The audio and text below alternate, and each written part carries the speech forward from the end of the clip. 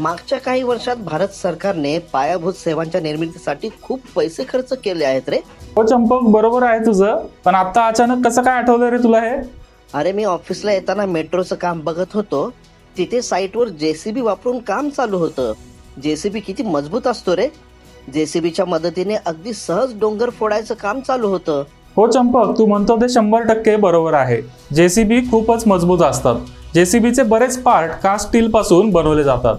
आपलं सरकार पायाभूत सुविधांच्या निर्मितीसाठी खूप पैसे खर्च करतंय. त्यामुळे कास्ट स्टीलच्या मागणीमध्ये खूप मोठी वाढ होतीये. मंगेश भाऊ, हे बरोबर नाही बरं का.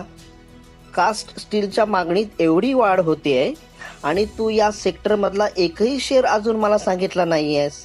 चंपक, मी पण अशी एक कंपनी शोधतच होतो. भारतात कास्ट स्टील बनवणारी एक कंपनी आहे जी मी आता शोधली आहे. कंपनी फंडामेंटली मजबूत आहे. कंपनीचं नाव आहे स्टील कास्ट लिमिटेड. या कंपनीचा बिझनेस कसा आहे ते आता जाणून घेऊया. गुजरातमधील भावनगरमध्ये तांबोळी परिवाराने 1960 मध्ये हा व्यवसाय चालू केला. कास्टिंग प्रोसेस आणि फाउंड्रीच्या मदतीने कंपनी विविध पार्ट बनवते. कंपनीकडे सध्या गुजरातमध्ये 30,000 MTPA म्हणजे मेट्रिक टन पर ॲनमची कॅपॅसिटी आहे. स्टील आणि ॲलॉय स्टील कास्टिंगमध्ये कंपनी मार्केट लीडर आहे. या सेक्टरमध्ये ही एक नामांकित कंपनी आहे. भारतातली स्टील कास्टिंग इंडस्ट्री विकसित करण्यात स्टील कास्ट लिमिटेडने महत्त्वाची भूमिका बजावली आहे. High strength carbon steel manufacture करणारी ही देशातली सर्वात मोठी कंपनी आहे. सँड अँड शेल कास्टिंग प्रोसेसचा वापर करून कंपनी स्टील कास्टिंग बनवते. जग आणि भारतात या क्षेत्रात काम करणाऱ्या खूप कमी कंपन्या आहेत. स्टील कास्ट लिमिटेड ही त्यातलीच एक कंपनी आहे. या बिझनेसमध्ये कंपनीचा जगात 4 ते 5% मार्केट शेअर आहे. कंपनी ग्राहकाला पाहिजे तसं कास्टिंग बनवून देते. ही विशेष गोष्ट आहे. यामध्ये मनुष्यबळ लागतं, त्यामुळे इतर कंपन्या हे काम करत नाहीत. कंपनी सध्या 240 प्रकारचे पार्ट्स बनवते. त्यामुळेच स्टील कास्ट लिमिटेड ही कास्टिंग सेक्टरमध्ये आघाडीची आणि नामांकित कंपनी आहे. 2022 मध्ये कंपनीने नवीन 60 प्रोडक्ट विकसित केले आणि त्याची विक्री चालू केली. या व्यवसायात कंपनीला आता 5 वर्ष पूर्ण झालेत. कंपनीने आतापर्यंत 300 पेक्षा जास्त प्रोडक्ट विकसित केले आहेत. पुढच्या 2 ते 3 वर्षात आणखी 100 नवीन पार्ट विकसित करण्याचा कंपनीचा विचार आहे. मागच्या 2 ते 3 वर्षात कंपनीने 15 आंतरराष्ट्रीय बाजारपेठांमध्ये प्रवेश केला आहे. त्यामुळे कंपनीला नवीन आंतरराष्ट्रीय ग्राहक मिळालेत. सध्या कंपनी एकूण उत्पन्नापैकी 56% उत्पन्न एक्सपोर्टमधून कमवते. मंगेश भाऊ, तू कंपनीबद्दल चांगली माहिती सांगितलीस, पण कास्ट स्टील म्हणजे काय ते जरा सांगतोस का? हो चंपक, कास्ट स्टील म्हणजे काय हे आता समजून घेण्यासाठी आधी आपल्याला प्युअर मेटल कास्ट स्टील आणि कास्ट आयर्नमध्ये काय फरक आहे हे समजलं पाहिजे. कास्ट स्टील आणि कास्ट आयर्नमध्ये फारसा फरक नाहीये. प्युअर आयर्न म्हणजे शुद्ध लोखंड. इतकं नरम असतं की त्यातून कोणतीही वस्तू बनवणं अवघड असतं. म्हणूनच लोखंडामध्ये कार्बन आणि इतर काही धातू मिसळले जातात आणि त्याचा ॲलॉय बनवला जातो. आता कास्ट स्टील आणि कास्ट आयर्नमध्ये एक लहान फरक आहे. कास्ट आयर्नमध्ये 2% कार्बन मिसळलं जातं, तर कास्ट स्टीलमध्ये हे प्रमाण 0.1 ते 0.75% असतं. या व्यतिरिक्त कास्ट स्टील बनवण्यासाठी त्यामध्ये कोबाल्ट आणि निकेल सारखे काही धातू मिसळले जातात. त्यामुळे कास्ट स्टील अधिक मजबूत आणि टिकाऊ बनतं. स्टील कास्ट जे प्रोडक्ट बनवते त्याची मार्केट साईज 4 लाख टन एवढी आहे. तर नॉर्थ अमेरिकेतील रेड आणि रोड मार्केट गृहीत धरलं तर हा आकडा 5 लाख टन इतका आहे. पुढच्या 2 ते 3 वर्षात मार्केटमध्ये होणारी 70% वाढ एशिया पॅसिफिक भागातून म्हणजेच भारत आणि चायनासारख्या देशातून येण्याचा अंदाज आहे. चायना, भारत, जपान आणि साऊथ कोरियासारख्या देशामध्ये ऑटोमोबाईल व्यवसाय मोठा आहे. हे यामागचं मुख्य कारण आहे. आता कंपनीची चांगली बाजू काय आहे ते समजून घेऊया. प्रोडक्ट डिझाईन मंजूर होण्यासाठी आणि नंतर हे पार्ट बनवण्यासाठी बराच वेळ लागतो. त्यामुळे इतर कंपन्यांना या व्यवसायात एंट्री करणं सोपं नाहीये. कंपनीने स्टील कास्ट पुरवण्यासाठी अमेरिकेतल्या मोठ्या कंपन्यांबरोबर लॉंग टर्म कॉन्ट्रॅक्ट साईन केले आहेत. कंपनीने जे नवीन प्रोडक्ट विकसित केले आहेत त्याचं काम अतिशय वेगाने चालू आहे. आर्थिक वर्ष 2023-24च्या दुसऱ्या त्रैमासिकापासून याचा सप्लाय चालू होईल. यातून पुढच्या 2 ते 3 वर्षात कंपनीला 75 ते 80 कोटींचं उत्पन्न मिळणार आहे. आर्थिक वर्ष 2025 पासून 100% प्रोडक्शन चालू झाल्यावर कंपनीला वार्षिक 75 ते 80 कोटींपेक्षा जास्त उत्पन्न मिळेल. कंपनीला एकूण उत्पन्नापैकी 70% उत्पन्न हे पूर्ण मशीन केलेल्या पार्ट्समधून मिळतं. त्यामुळे कंपनीला 24 ते 25% एबिडा मार्जिन टिकवता आलं आहे. तसेच कंपनीला जवळपास 98% ऑर्डर या OEM म्हणजेच ओरिजिनल इक्विपमेंट मॅन्युफॅक्चरर कडून मिळतात. या कंपन्यांबरोबर खूप वर्षापासून बिझनेस चालू असल्याने स्टील कास्ट लिमिटेडला नियमित व्यवसाय मिळतो.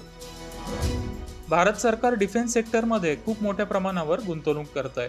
म्हणूनच भारतातल्या डिफेन्स कंपन्यांबरोबर काम करून व्यवसाय वाढवण्याचा कंपनीचा प्लॅन आहे.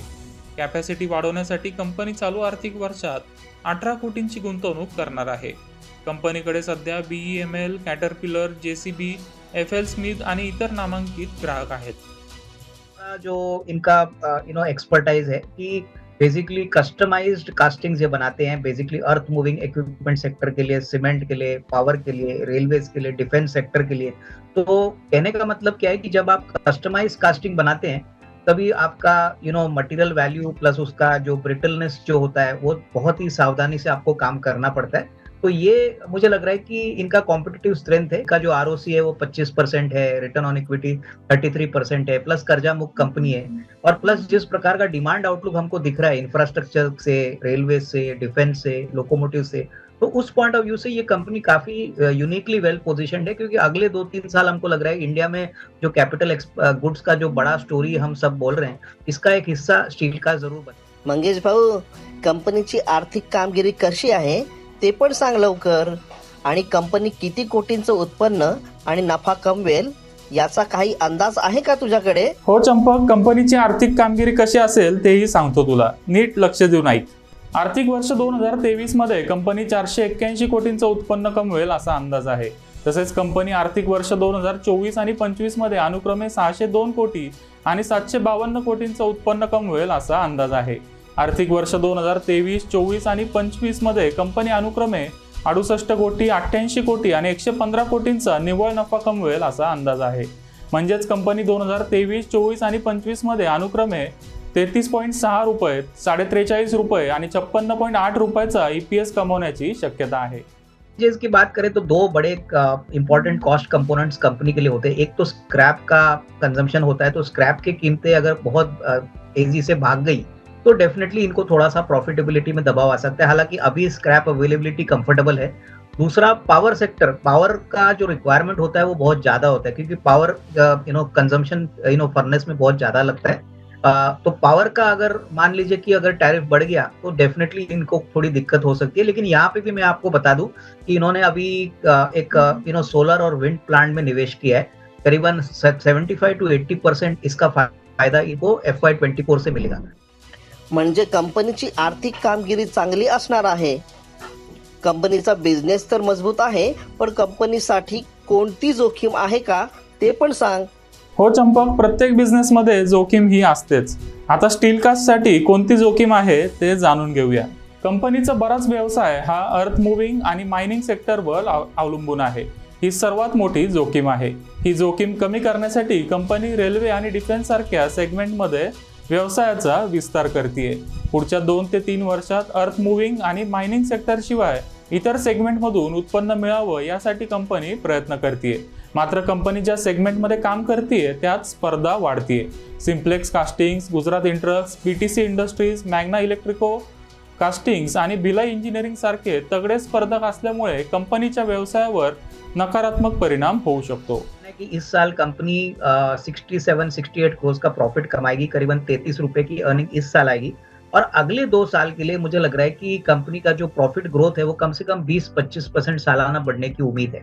तो अगर हम प्राइस अर्निंग मल्टीपल देखें तो करीबन 15-16 की प्राइस अर्निंग मल्टीपल पे FY24 पे ये चल रहा है. अगर EV to EBITDA देखें जो सही मात्रा में करेक्ट वैल्यूएशन मेट्रिक है तो करीबन 5 या 6 का EV to EBITDA के मल्टीपल पे ये ट्रेड कर रहा है. अच्छी कंपनी जो इस बिजनेस में मार्केट लीडरशिप कमांड करती है, मार्जिन अच्छे हैं, प्लस ऑर्डर बुक अच्छी है, तो उस पॉइंट ऑफ व्यू से हमको लग रहा है कि कम से कम 8 से 9 टाइम का EV to EBITDA मिल सकता है. और अगर साल 1.5 साल की बात करें तो हमको लग रहा है कि 700-750 का टारगेट प्राइस यहाँ पे पॉसिबल है.